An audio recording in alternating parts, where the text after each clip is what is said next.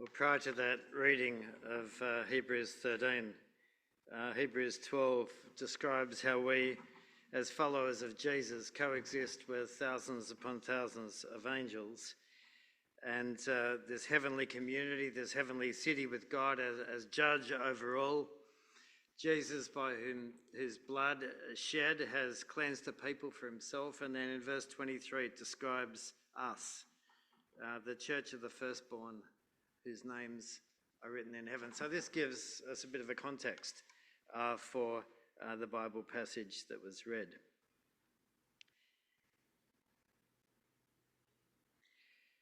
And let's have that first slide. Here we go. Got the clicker.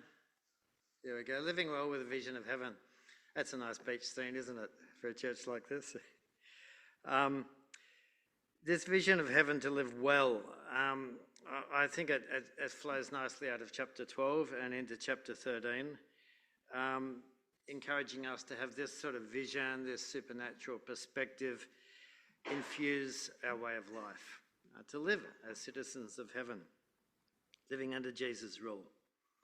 And in doing so, we give people a glimpse of a better world by how we live. We point them to Jesus. So, might have our next slide if we could. Strive forward in love. Don't wait for an angel. That angel connection, you might have picked that up in the Bible reading. It says, keep on loving one another as brothers and sisters, showing hospitality to strangers, and you might find you've entertained an angel, unbeknown. Continue to remember those in prison as if you were with them. A real empathy there. And those who are ill-treated as if you yourselves were suffering. All the 12 chapters of Hebrews in this final chapter come down to these verses. Sure, entertaining an angel might be pretty special if you knew it was happening, but loving one another as brothers and sisters and being kind to strangers and those in prison and those who are suffering is extraordinary, and it's supernatural in its own way, because what comes naturally isn't often being kind like that. Being other person-centred requires effort. Yeah?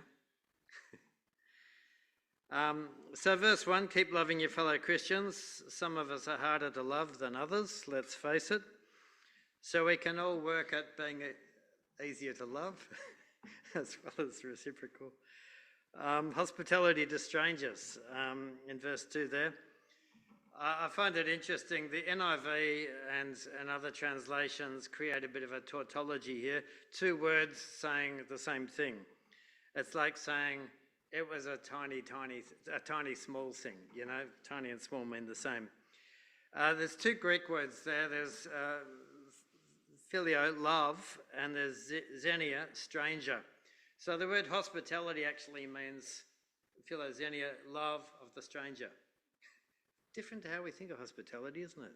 We think of hospitality as having a lunch with our friends or something like that. So if you pulled it out, extended it a bit, it's saying don't forget to show love to the stranger, to strangers. Anyway, hospitality is basically loving the stranger. And in New Testament times and in ancient Near Eastern times, hotels weren't such a regular thing. Travel was dangerous on several levels, and often upon reaching a city, travellers would often rest outside the city gate, waiting for somebody to invite them in to show hospitality and provide lodging. And apparently there was an expectation that, as you would, you'd check people out, screen them a bit as best you could, and the host who invited them in would wash their feet, prepare a lavish meal, an opportunity to rest, and the custom was that the visitor would stay no more than 2 days. So that saved you having a guest for an extended period that might be unsuitable. So when the Bible encourages us to be hospitable, it means to love the people that God brings across our path. Even, dare I say, to look for such people. That's extending it a bit. So I want to encourage you this morning to look for opportunities and courage to show this sort of love to the people in Newport and surrounds, to generously welcome newcomers to our church, may be involved in supporting a playgroup and things like that, where you might meet strangers, people you don't know. Maybe volunteering in the op shop, where you'll meet an abundance of local strangers, or in aged care, or wherever God places you, to be that sort of person that reaches out and welcomes and shows kindness to people you don't know. As well as, of course, loving each other and opening your homes to each other and building that rich, dynamic community. And then in verse 3, don't forget the prisoners and the mistreated. First century Roman Empire, prisoners might simply be Christians who have been persecuted. Maybe a prisoner who's guilty of a crime. Maybe a prisoner of war. Either way, we're encouraged to be empathetic of the difficult circumstances of others, to remember them as though you yourselves were experiencing suffering. Just returning to this strange bit about unbeknowing entertaining angels, maybe that's been your experience. Maybe it's happened, but you don't know. But the example shows us that angels are not always there in joyful assembly around the throne in heaven. Sometimes they're ministering spirits who are sent to help God's people. And I reckon I had such an encounter with an angel about 40 years ago. I was alone walking the Inca Trail in Peru. It was wet season. There was very few people on the track because it was sodden and cold. And I had a fairly significant problem. And out of the blue, on this remote track, miles from anywhere, this man appeared and he helped me. And I'm just stunned. I remember sort of looking up to thank him, and he'd gone. And I ran down the track because there's nowhere else you could go, and he'd gone. And I thought, wow, maybe it's one of those occasions. And it reminds me of, in verse 5 of God's promise there, that from the Deuteronomy reading, never will I leave or forsake you. Now that instance was very memorable for me, but I want to encourage you that if we want the extraordinary in our life, then we get on with doing things rather than waiting for an angel. We empathise, we demonstrate love to each other, to strangers, to those in prison, to those who are suffering. And this is much of the work that Anglicare gets on with and partners with churches in doing in our community. Back to empathy. You don't hear much about empathy these days, but recently on an Elon Musk interview with Joe Rogan, we can't avoid these things if we read the paper these days, can we? But Elon said that the fundamental weakness of Western civilization is empathy. And he went on to say that we don't want to be kinder than nature in weeding out the weak. Wow. I was reading a Christian commentary on this, and there's this guy, Gustav Gilbert, who was there at the Nuremberg trials and interviewed many of the Nazi people being tried. And he found that one characteristic common to all the defendants was lack of empathy. And he describes this absence of empathy as a genuine incapacity to feel for your fellow man. Evil, I think, he says, is the absence of empathy. Jesus' empathy for humanity characterised his life. It's good to remember that.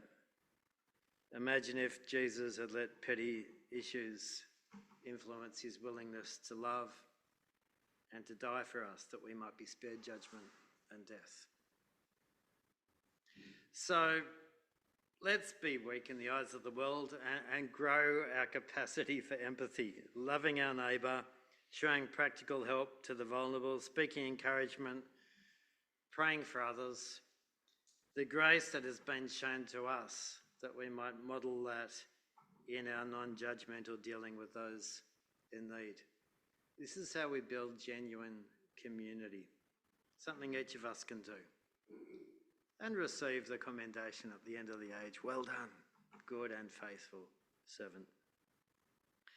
So that vision of chapter 12 of thousands upon thousands of angels before the throne, I pray that might help you, give you context for your life, that help you love the simple thing of loving our neighbour, close and distant. Our next slide, don't be sucked in by the empty promises of temptation. This transition from verses 1 to 3 to verse 4 is a sudden jump from empathy towards the temptations of self-indulgence. And I sort of grouped them together. It's not a fully natural fit, but it works, I think, because these verses, there's all sorts of temptations that beset us, but what gets mentioned here is sex, money, and power, really, or response to church leadership. And how we respond determines whether we build up or undermine community.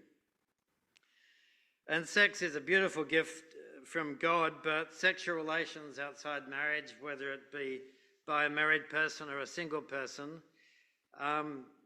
messes with God's intention. I think we know that. And we can add to this pornography, which both undermines and substitutes for marriage sex. It objectifies women. And it just adds to the brokenness that we carry around with us. God does judge sexual immorality, but I think it's helpful also to see how he related to the people of his day who had fallen short of the mark. And the tax collectors and prostitutes are prominent there. And amidst the scorn of the religious leaders, Jesus loved those on the margins. So good to bear that in mind. And verses 5 to 6 speak of contentedness. It can be hard when you're lonely and when you're open to temptations. But the promise of God is that never will he leave you, never will he forsake you. And we say with confidence increasingly as we lean upon God, the Lord is my helper. I'll not be afraid. What can people do to me?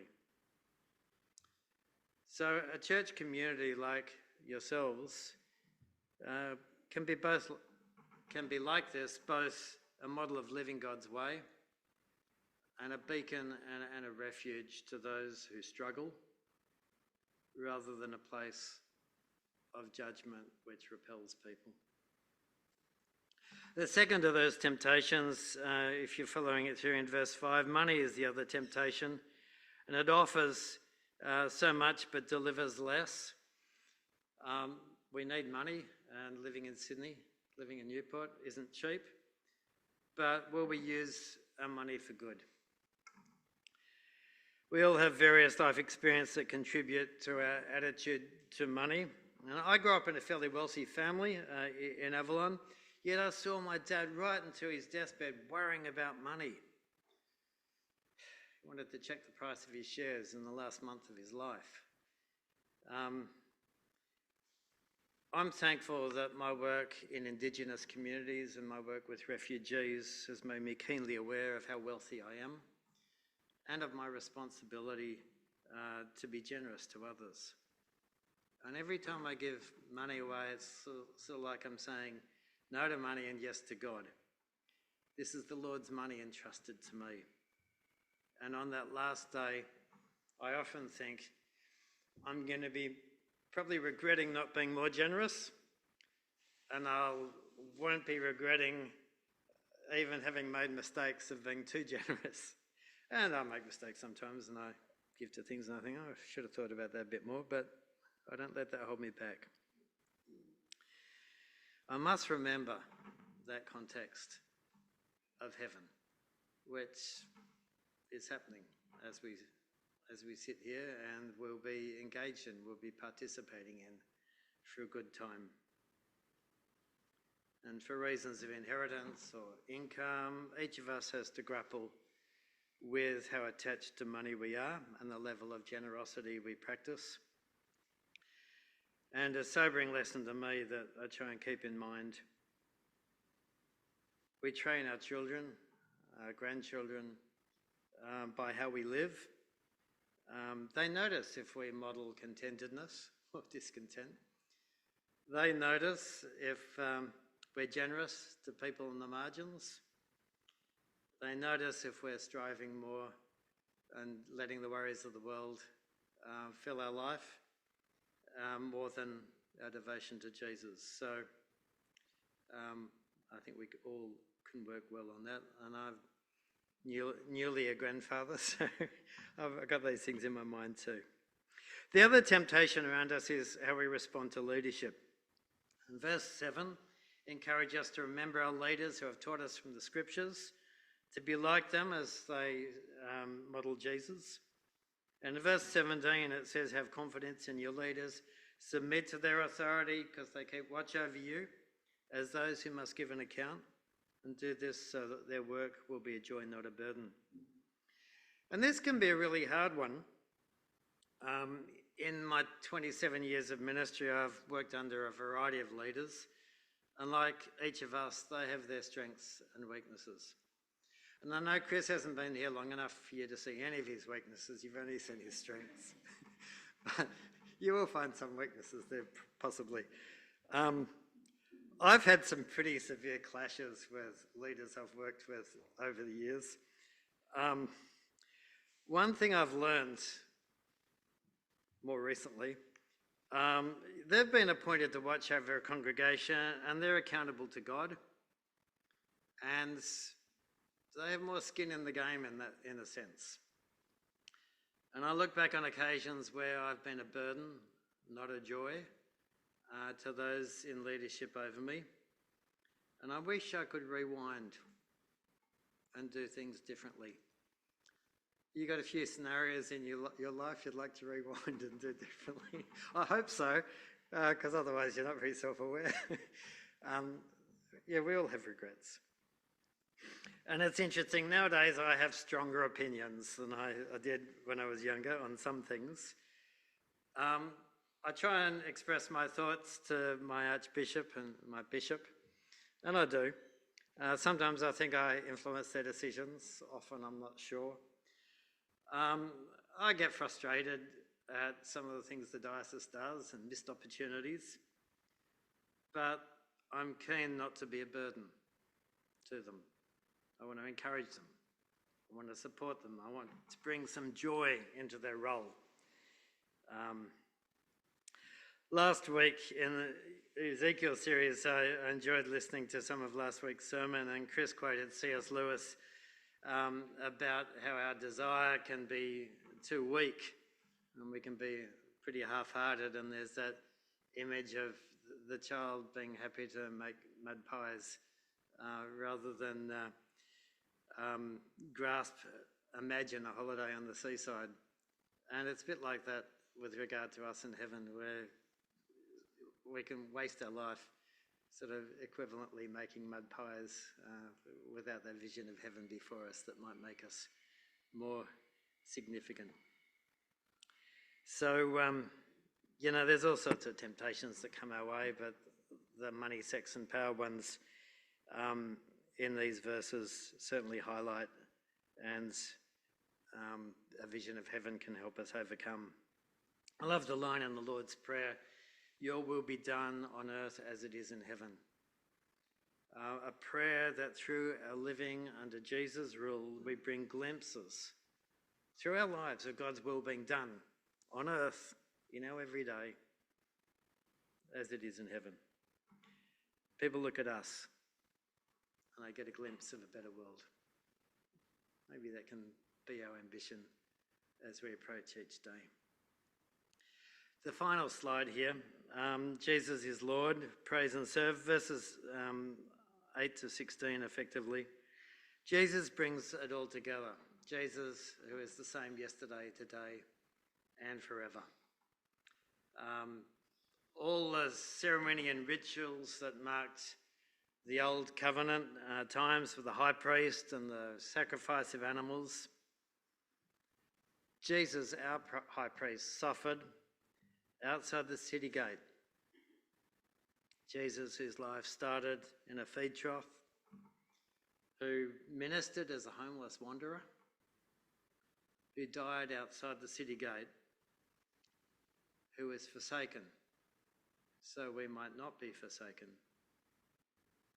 In doing so, by his blood shed, set us apart.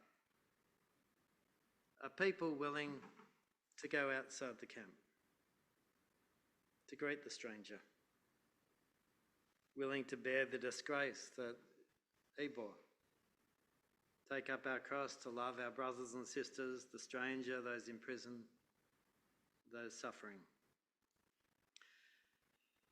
So let's do it. Let's be living well with an eye on the future as the Church of the Firstborn, chapter 12, verse 23, whose names are written in heaven. That's us. Verse 14 speaks that we're looking for a city beyond this one, beyond this world. In verses 15 and 16, we're encouraged, through Jesus, therefore, let us continually offer to God a sacrifice of praise, the fruit of lips that openly profess his name. And don't forget to do good and share with others. With such sacrifices, God is pleased. Anglicare does work with churches giving communities a glimpse of heaven. I like to think of my role in that. Christians in our society, there's a sort of mixed reaction. People remember all the sexual abuse in like orphanages and child care and schools and things like that. But Christianity has a rich legacy in our society. A few years ago, I saw the stats that 25 of the top 27 charities in Australia were founded by, or at least now run by, Christians. There's so much good that Christians have done in this nation. And I think we need to hold our heads high, get on with it, and continue to build on that legacy, one person at a time. God bless you. Thank you.